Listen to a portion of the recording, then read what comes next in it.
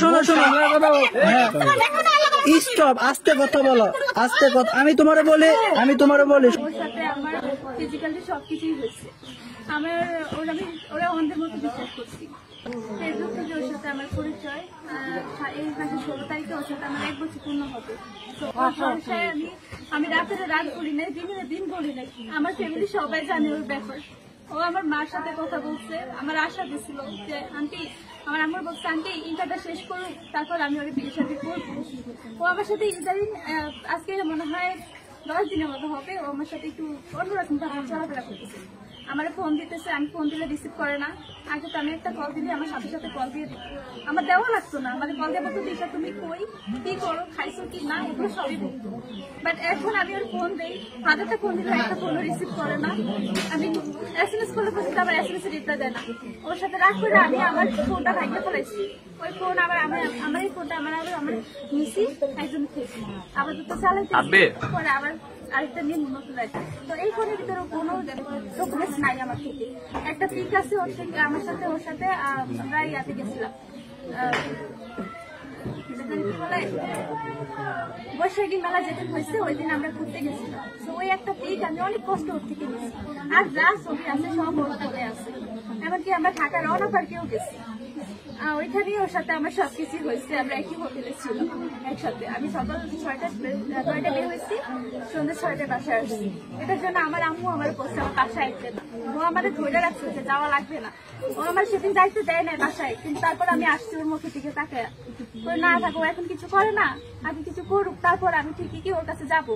তো আমার এই ভরসা দিচ্ছে যে আমি কিছু একটা করি, তারপর আমি তোমাকে বিয়ে করবো।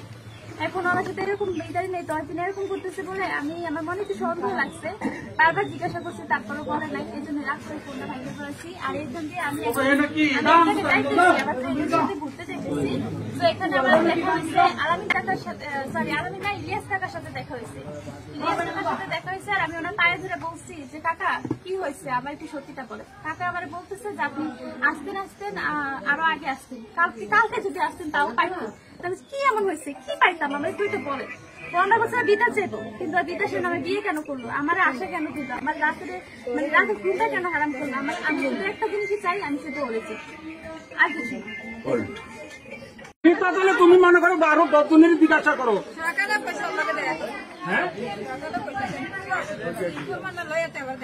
না আপনারা প্রমাণ স্যার এদিকে আসে তো কোনো লাভ নাই, ঠিক আছে?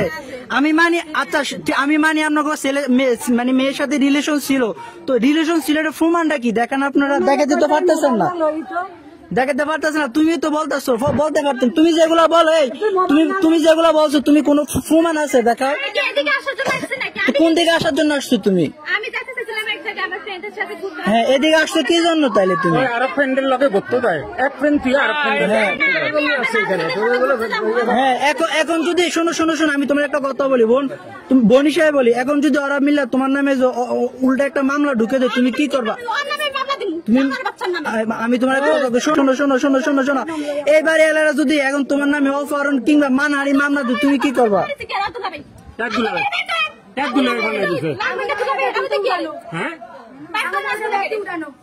কোন দুলা ভাই?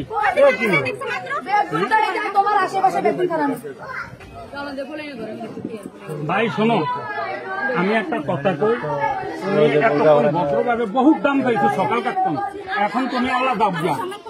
এখন মনে করো তুমি তোমার সম্মানটা তুমি পথ দেয়া, তোমার সম্মানটা তুমি দুটা পথ দিয়ে তুমি দাব যা আল্লাহ।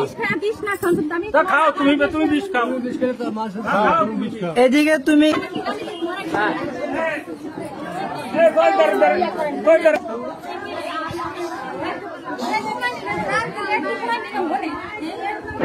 ও আসলে লাভ কি? তুমি আগে উত্তর দাও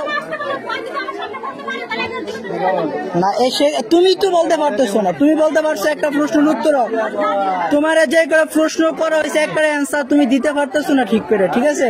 পারছো তুমি একটা অ্যান্সারও দিতে ঠিক মতো?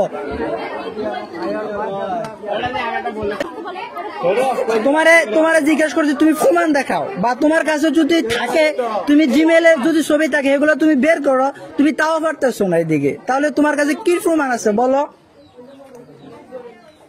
দেখাও তুমি প্রমাণ।